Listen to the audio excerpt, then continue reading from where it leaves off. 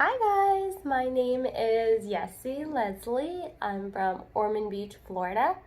I've been in the RankOne program for about 2 months now, and I'm just now getting ready to get my product shipped to the Amazon warehouse. So I don't have a full-blown success story for you guys just yet, but I will keep you guys informed as I go along.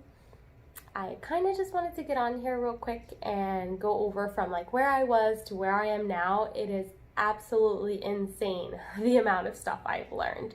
It's been a complete eye-opener for me because I thought I was ready and I thought I knew everything about Amazon, so I was already ready to go and determined to do this Amazon thing on my own.